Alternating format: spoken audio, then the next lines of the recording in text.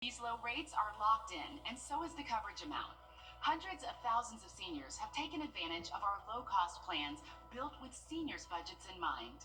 We saved this couple almost $1,400 a year with more coverage compared to what they were paying. Call now to find out if Senior Life Insurance Company can cut your rate in half.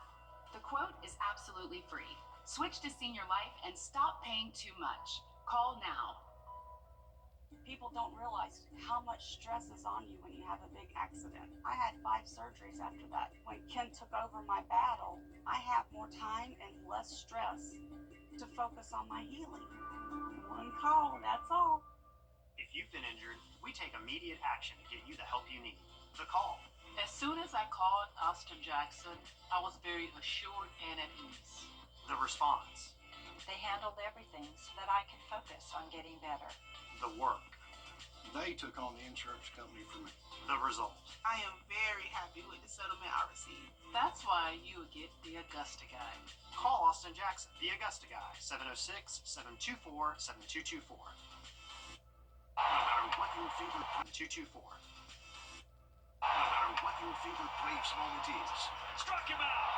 10 strikeouts for Strider. It happens here. Peachtree Sports Network. The Braves play here. Thanks for watching News 12 on your side. When you visit or work with Parker's Kitchen, your support makes a difference. You've helped us rank as best workplace in America. None of this happens without you. Thank you. Live from Augusta. You're watching News 12 live at 5. Good evening, and thanks for joining us here live at 5. I'm Will Rio. We'll send things straight over to your first alert Chief Meteorologist Riley Hill because it is frigid out there today and the wind is not helping at all, Riley. Man, well, we're in store for a very cold night. We actually have cold weather advisories in effect in just about 2 minutes. Sounds good, thanks, Riley. With these cold temperatures coming, Augusta is offering warming shelters for those who need it. Some of the daytime warming shelters include the Carrie J. Mays Center, May Park, and the Warren Road Center. You can find a full list of warming shelters on our website, wrdw.com. The city is also offering free rides to some of the overnight shelters. Those pickup locations include Broad Street Transfer Facility and the May Park Community Center. The buses will drop off at the Augusta Rescue Mission, Garden City Rescue Mission, and the Salvation Army Center of Hope. The Wilkes County Sheriff's Office is looking for this 69-year-old man. Deputies say there is an arrest warrant for Tony Dake for failing to appear for aggravated assault. Now, he was last seen in August last year and has ties to Lincoln County and Texas. If you have any information, you can call the Wilkes County Sheriff's Office. The Augusta District Attorney is dropping the charges against 3 people in connection to the death of a 3-month-old. The initial investigation led to Benny Nash, Masia Surright, and September Seawright to also be accused of malice murder and felony murder in the infant's death. Officials say new evidence suggests that the cause of death for Josiah Seawright was not hypothermia as initially reported. Originally, the infant was found in wet clothes in front of an air conditioner, but an autopsy confirmed his body temperature was not below the threshold for the cause of death to be hypothermia.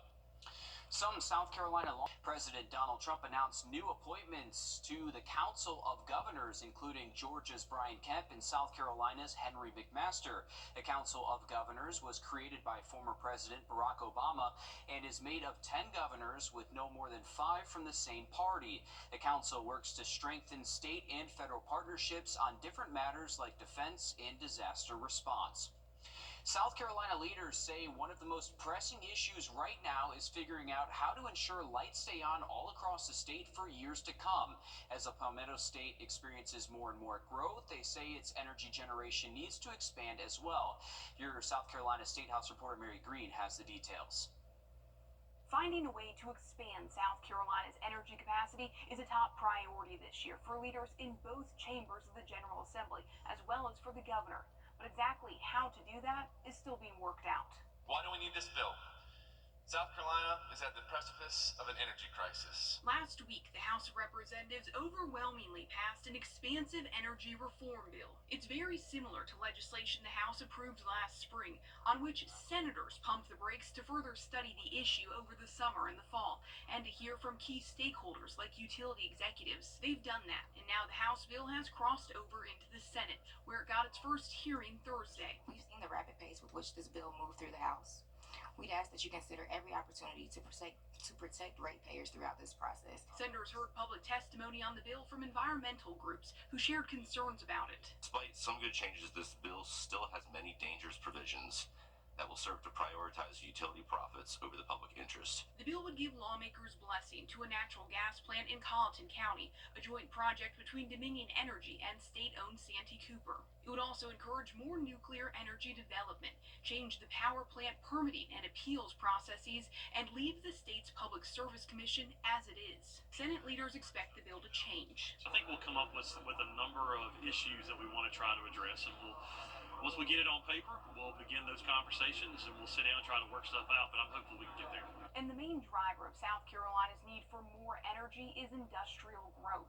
Some senators have floated the idea of allowing large companies to purchase power from anywhere in the country.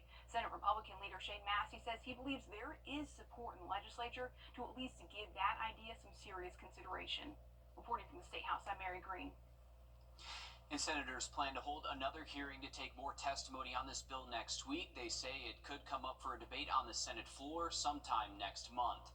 David Schechter, the president of East Georgia State College, announced today that he is retiring at the end of the term to move closer to family in Florida. He began as the college's president in 2022. He's the latest higher education administrator to lead the CSRA recently. Earlier this month, the president of Augusta Tech, Dr. Jermaine Worrell, announced that he will be moving to Savannah State University. You can hear what he thinks about his tenure at Augusta Tech on our website, wrdw.com. A fundraiser is being held for the man who was beat by two men posing as Amazon workers. Last month, a Savannah bartender was put in the hospital from this attack. Now, some of his friends and peers are coming together to raise money so he doesn't have to worry about those medical bills. It's horrible that it took something like this for him to get the recognition and the love that he deserves. But we're here now, and that's our goal, is to let him know, hey, don't worry about anything. We're here to help you out, and we'll do whatever we can. They've already raised nearly $18,000 on a GoFundMe page in the week since 27-year-old Tyrone Anthony was arrested in connection to this attack. Savannah police say they're still looking for the second suspect. Inmates at the Aiken County Detention Center celebrated a major milestone this morning. Earlier, earning their GEDs, as they walked across the stage. Aiken County School District Superintendent was there to give remarks to these recent graduates. Earning your GED is more than a certificate. It is a statement that you are determined. A statement that you will not let the past define your future. Today, you stand at the crossroads of possibility, and the path you choose from here will shape the rest of your life. Also there to speak was Aiken County Sheriff Marty Sawyer. The Atlanta Hawks and State Farm are teaming up to teach kids about STEM, science, technology, engineering, and math. Secrets of Science is meant to help kids from 6th to 12th grade to be introduced to different areas of STEM as a building block for future success in the field. Players from the Atlanta Hawks and the team's mascot were there for those activities. Students there made slime, explored the stages of the water cycle, and used food coloring to show how those clouds form. Riley knows something about that too. He's going to tell us here in just a few seconds. Well, one South Carolina department is working to help preserve one of the state's key aquatic species. We'll take a look at what they're doing coming up next. Riley. Hey, we got a cold night ahead. Need to protect the 4 Ps: people, pets, plants, and pipes. We'll take a look at how low we're going to go coming up just after the break. Time and Temp, brought to you by your First Alert weather team. Introducing the First Alert Radar Network. With up to 10 times the resolution of other local radars and technology that can pinpoint right down to your street. First just got faster. Need a buck? Oh, local. Let's connect today. GDMAugusta.com. We have these beautiful golden showers. Where's the hot sauce bar? Honey, not every place can have a hot sauce bar like Firehouse Subs. I'll be in the car.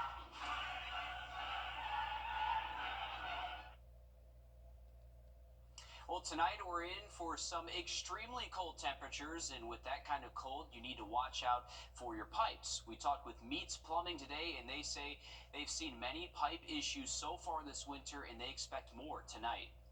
With the slab house, a lot of times you're going to have water run on the exterior walls, so that can be an issue. With crawl spaces, as long as you're able to keep the temperature up in there and keep them, the wind chill off of them and everything closed up, then typically you don't have too many problems. So it just sort of depends on how the house was built, where the lines are, and how susceptible they are to cold. And experts say to make sure that your pipes can even be wrapped in some sort of insulation. Even newspaper will work. Another thing that you can do if you have pipes that are inside cabinets, you can open up those cabinets to make sure some of that, the hot air can get into some of those pipes, Riley. Yeah, a lot of great tips that Mitch gave us. You can actually watch that full interview now on our website, and he lists off everything you need to know, whether you live in a home with a crawl space, whether you live in a mobile home, or even a slab foundation home. So a lot of different tips depending on what type of structure you live in. You can find that information on our website, wrdw.com. And thank you again, Mitch and Meets Plumbing, for talking with us today. Here's a look at our current wind chill, emphasizing finally feeling better across the area. Once we get to next week, it continues to improve. 72 for a high out there by next Tuesday, 70 Wednesday. Not much rain in our forecast for the next 7 days. Hey, we're just excited to get into the 60s. That's all it is, Riley. Well, even with all the winter weather, AAA has published its list for the top vacation destinations for spring break. Coming in at number 1 is Orlando, followed by Fort Lauderdale, and in third place is Atlanta, Georgia. The travel site says the top international destinations include Rome, London, and Paris. Well, South Carolina's Department of Natural Resources are recycling more and more oysters every year. The SCORE program recycled more than 42,000 bushels last year, and this year they hope for more. Hannah Boscher has more on how they work to conserve one of the state's keystone species. I am surrounded by thousands upon thousands of oyster shells. I mean, there are piles of bags piled high all the way around me, and I learned today that just one oyster can filter 50 gallons of water a day. Oysters are a keystone species. So without the oyster, the rest of the South Carolina ecosystem falls apart. That's why volunteers are working hard on these manufactured wire reefs. They have a thin veneer of shell on top, as well as on the front. On their backside, they have a layer of coconut core or coconut husk, kind of shredded up, and that part helps against erosion. So as mud rushes in and out with the tide cycle, that holds the mud in to create a stable shoreline. The SCORE program has constructed reefs at 150 sites statewide. Not only do they help with erosion, oysters also provide habitat for other marine life, which Gia Clark says is crucial for her crabbing business. You can't just crab and take crabs out of the water. I need to figure out a way for them to actually thrive in the water. And so by working with the SCORE program, building these artificial oyster reefs, deploying them on the shoreline, it filters our water, builds habitats for crabs and other species, other marine life in our estuary. Volunteer Paula Carr shares the same passion for conservation. It's Charleston. As you can see, we love our oyster roasts, and we can definitely go through a lot of oysters here.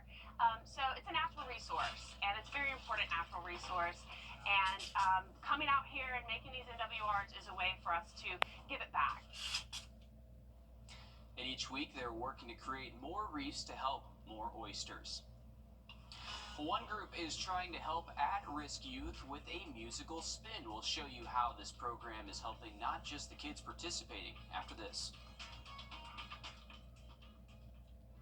First Alert Radar, powered by Jim Hudson Automotive Group.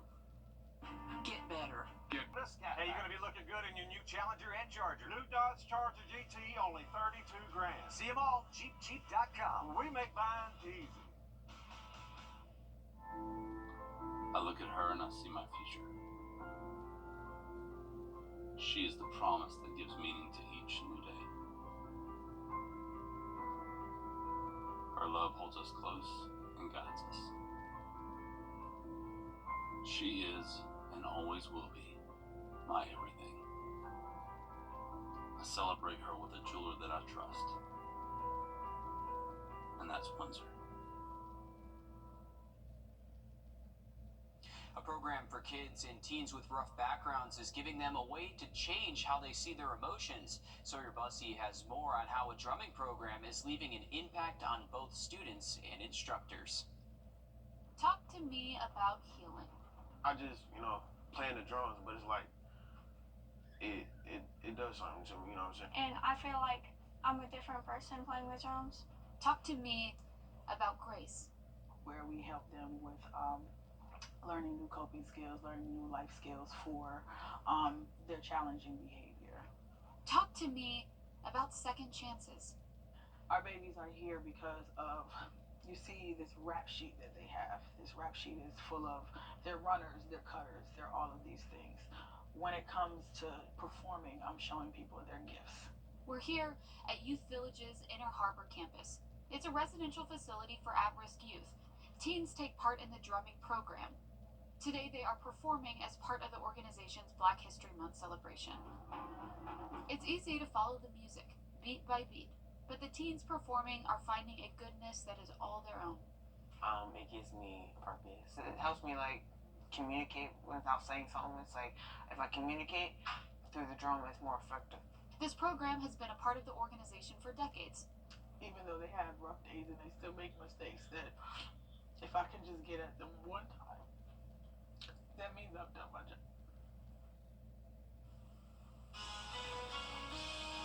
All right, remember, tomorrow morning we are expecting dangerously cold temperatures. Make sure you're protecting your home, all the way, your car, your pets, everything that is going to be impacted by frigidly cold temps. We'll have another look at those coming up just after a short break. The 3-for-1 fall. Come and experience a community engaged in living out God's mission as we encourage and support one another to grow in faith and impact our world for Christ. We welcome you to join us this week on one of our campuses in Augusta, Belvedere, or Grovetown. You can also join us right here on WRDW News 12 at 11 a.m. for Warren A Way of Life. Visit us anytime online at warren.church for more information. We hope to see you this Sunday. Our first alert commitment to you is the power of 5 meteorologists. All the tools, the latest technology, and the first team of 5 meteorologists. News 12's First Alert Weather on your side. Trust Chief Meteorologist Riley Hale for your First Alert. Parker's Kitchen is my new daily coffee stop. Gourmet beans are freshly ground for every cup. Get your own cup of great tasting, freshly brewed coffee at Parker's Kitchen. You're watching News 12 live at 5. Continues. Well, frigid temps could dip into the 20s tonight thanks to the wind chill, so you better bundle up. Good evening, and thanks for joining us here live at 5. I'm Will Rio. Your First Alert Chief Meteorologist Riley Hale joins us now. Riley, the wind is going to make things brutal for us tonight. It is, Will, and we've seen some pretty strong gusts out there so far today. So want to make sure you are taking these temperatures seriously and protecting the 4 Ps: people, pets, plants, and pipes. These type temperatures can cause your pipes to burst, especially if you've had issues in the past with temperatures like this. Much more of the forecast coming up in just about 10 minutes. Thanks, Riley. Augusta's paratransit system has issues, and Augusta commissioners are well aware. And so is the transit director, who admits the program has declined over the past year and isn't able to keep up with demand. Paratransit is there to help thousands of people with disabilities who are unable to ride regular transit. Earlier this month, a blind veteran brought his concerns to commission, saying that he's had to schedule his rides 2 weeks in advance instead of the usual 24 hours. Your city government reporter, Sydney Hood, has been digging into the paratransit system and discovered that wait times are just the tip of the iceberg.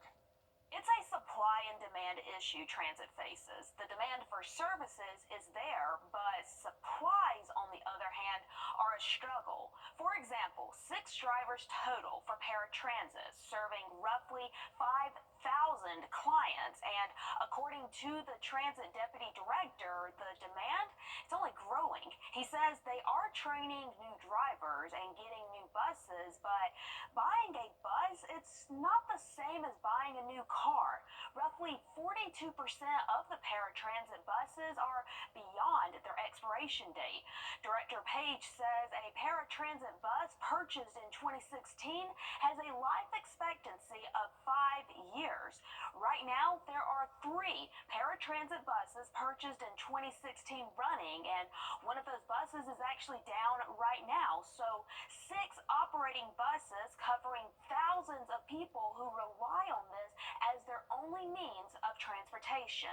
It's important for people to realize we are doing the best we can, but with the limited resources we have, but the local match and the availability of drivers and vehicles are key to the success of Augusta Transit. Is there a solution here? Dr. Page says yes. What that looks like and how it impacts your future rides, we'll have that for you coming up all new on News 12 at 6 o'clock. All right, thanks for that, Sydney. In the coming 7 days, every Georgia county and school board must decide whether to opt in or out of the controversial homestead exemption law, otherwise known as House Bill 581. The law was passed by Georgia voters in November's presidential election, but it allows counties to hold 3 public hearings, then decide whether to opt out of that law. Every county in Georgia has until March 1st to make their decision. So far, only Richmond and Columbia County school boards have made their decisions, both to opt out. Over in Harlem, the city's last hearing on House Bill 581 will be tonight at 6:30. That's at the Harlem Public Safety Building on West Milledgeville Road. Citizens can voice their opinions, ask questions, and learn more about what it means to opt in or to opt out. South Carolina Attorney General Alan Wilson is leading a 37-state bipartisan coalition demanding the FDA crack down on counterfeit weight loss and diabetes drugs. In the last year, drugs like Mounjaro, Zepbound, Ozempic, and Wegovy have skyrocketed in popularity. A shortage in these drugs, combined with their hefty price tags, led to a boom in the counterfeit drug market. In a letter to the FDA, Wilson says these counterfeit drugs are coming from countries like China and India and pose the risk of contamination and could also include unknown substances. In the letter, it declares that the FDA has the resources to stop counterfeit drug manufacturers and should increase enforcement against pharmacies that sell them. Republicans are looking to slash federal spending, including proposed cuts to Medicaid. Right now, more than 80 million adults and children are enrolled in the program. Today, Georgia Senator Jon Ossoff says that plan could put Georgia in jeopardy. During a virtual press conference, Ossoff warned against cuts to Medicaid that threaten maternal and children's health care and threaten hospitals as well. Ossoff says more than 10% of Georgia adults and 2 in 5 children would not be able to afford health care without Medicaid. So I am sounding the alarm that these proposed drastic cuts to Medicaid will fundamentally damage the health and safety of my constituents in Georgia, will put kids at risk, pregnant women and delivering mothers at risk, seniors in nursing homes at risk, and hospitals across our state into dire financial jeopardy. Senator Ossoff also says cuts to Medicaid could risk even more hospital closures. He cited a report by the Atlanta Journal-Constitution last year, which found that more than half of rural hospitals in the state are at risk of closure, and 12 hospitals in the state have closed since 2013. Georgia lawmakers are working to make it easier and safer for newborns to be surrendered by parents in crisis. Georgia already has a safe haven law which allows a parent to surrender their child to any fire station, hospital, or police station and not face prosecution. How old that child can be depends on the state. In Georgia, parents have up until the infant is 30 days old. But a House bill could introduce baby boxes and allow for anonymous surrenders. Advocates for the bill say that the current law requires parents in crisis to surrender their infant face-to-face. But with a baby box, the infant is in a temperature-controlled, locked box at a fire station. A first responder retrieves the infant within minutes of the surrender. These boxes in other states already have worked with great success. And also in Georgia, lawmakers are taking a stand for local shrimpers this legislative session.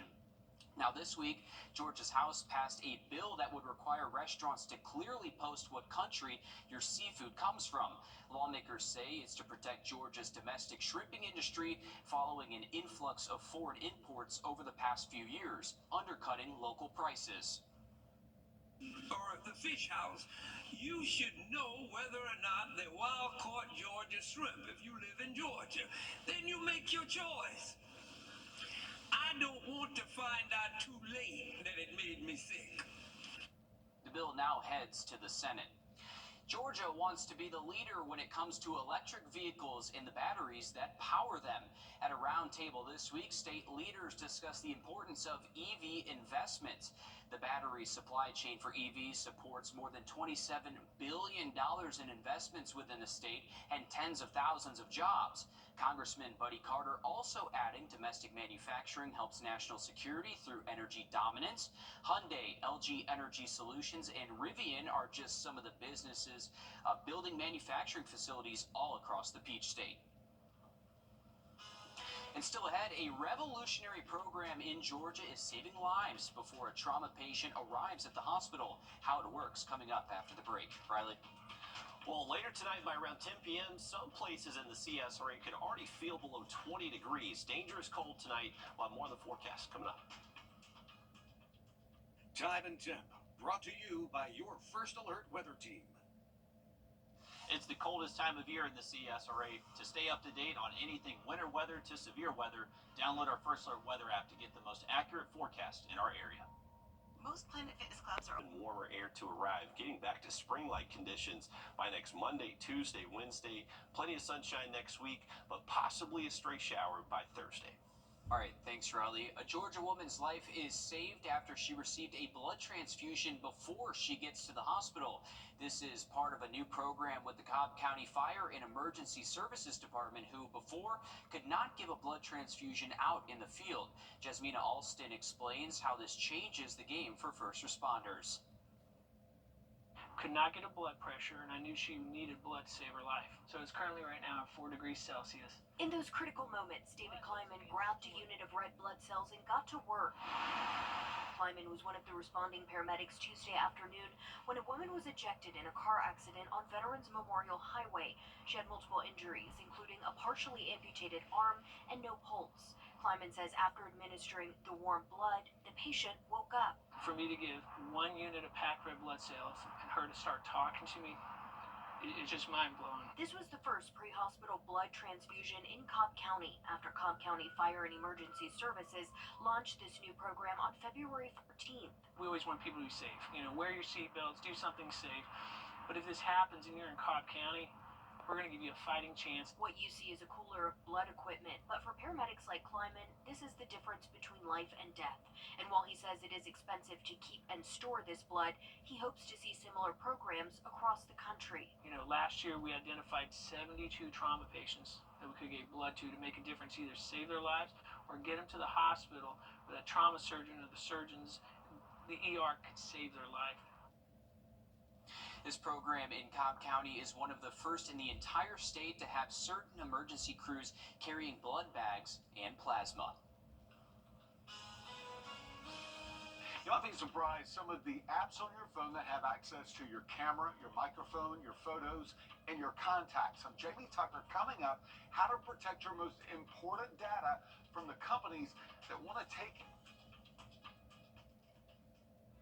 First Alert Radar, powered by Jim Hudson Automotive Group.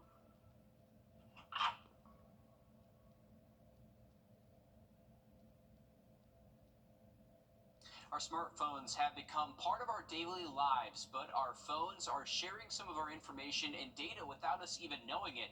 As your consumer tech reporter Jamie Tucker explains, your phone may be giving away too much. Most of us don't consider permissions when we're using a new app. We just download and install it. Guilty as charged. But the other day, I went snooping around my phones to see what these companies, what these apps can see. And you might want to do it too. You'll check in settings on an iPhone under privacy, on an Android under security and privacy, and then under permission manager. On Android, you'll see how many apps have permissions to use everything from body sensors to text messages. Look under contacts to see which apps can access those contacts. If you see one that doesn't require those, tap it and remove access. On iPhone, we'll look at which apps have permission to your camera and photos. You'll see one that surprises you, I'm sure. Does Amazon, Walmart, my drugstore need access to my camera? Probably not, so turn those off. Mine is locked down pretty tight, but I still found a few that don't require access to my photos, my camera, or my microphone. Of course, some apps do require access to photos and your camera if you share photos with it, like Instagram, Facebook, or Messenger. And this is especially important for free apps like games that you may have downloaded just to play for a few minutes. Check those permissions if they don't need access to your contacts, photos, camera, mic. Then delete the app or set the permissions to only when using. That's What the Tech. I'm Jamie Tucker. Or in the thick of the high school basketball postseason, several of our local schools continue to fight for a state championship. Here, Joseph Doring joins us now with more. Yeah, Will, it's kind of a quiet night out there in the high school hoops arena, but we do have a couple good matchups on tap for you tonight. Fox Creek and Orangeburg are going to face off at 7, and North Augusta faces South Florence at the same time. The number 1 overall seed, Yellow Jackets, have been on autopilot almost the entire season. After dropping their only game of the year to Gray Collegiate, they captured the region title and come in tonight on a 6-game win streak. In round 1, they dismantled Colleton County by almost 40 points. And tonight in round 2, another chance to inch closer to a state championship. The Bruins have won 6 of their last 8, but they're going to have their hands full against Tony Harrell's team. And for the first time since 2009, Wardlaw Academy girls basketball is back in the state final. Tomorrow, they'll meet another area team, Curtis Baptist girls, in Sumter for the Skiza 1A state championship game. Wardlaw Academy is led by Christina Graves. She won 2 state championships with the Patriots. That was back in 2006 and 2008. Graves has been at the helm of Wardlaw girls basketball for 12 years. It's been 16 years since they've had that state final feeling, 2 years since making the Skiza semifinals and falling just short. It was a heartbreaker because it was we lost by 3 on a buzzer beater, and it hurt us. Some of my girls, 2 of my girls that were they were starters as freshmen, and now they're juniors, and they can tell you that that one hurt, and that's what motivated them to become better basketball players and lead them to go into state championship. Wardlaw will play the Crusaders at 4 p.m. in Sumter Friday. I'm going to be there for it. The South Carolina High School League has teams playing from 1A to 4A tonight. Tomorrow is when things get a little chaotic. We have over a dozen boys and girls teams playing, so make sure you tune in right here on News 12 so you don't miss a thing. All right, thanks for that, Joseph. Looking forward to those games. And we are expecting a very cold evening if you are heading out. Temperatures will be hitting the 30s just after sunset. It'll feel like the 20s, though, with that steady northwest wind around 10 miles an hour. Another quick look at the 7-day just after the break. Please join me for a live educational webinar where I'll break down every aspect of Medicare. I promise you'll walk away feeling confident and prepared to take the next step on your Medicare journey. It's free to join, and you can sign up right on our website, Wrdw64.com. Look at this one under eye valve.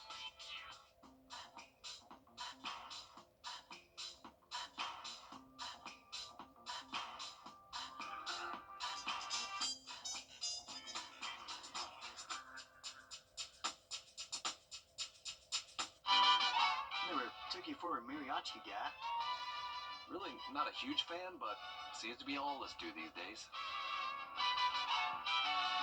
Wrdw64.com. Who are you talking to? Welcome in again.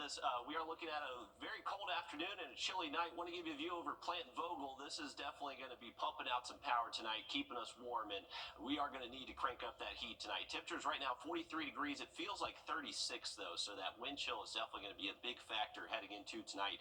We are clearing out our skies. There were a few flurries reported across the Midlands, but nothing reported here in the CSRA. With the cold air tonight, we are underneath a cold weather advisory, so this is issued across the area whenever we're expecting a wind chill close to 15 or below. So that is anticipated by daybreak tomorrow morning.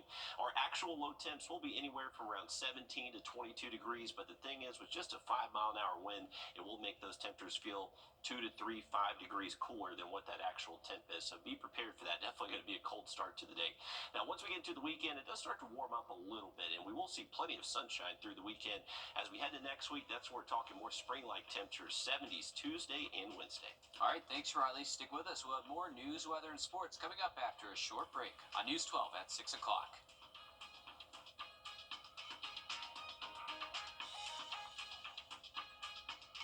No matter what your favorite Braves moment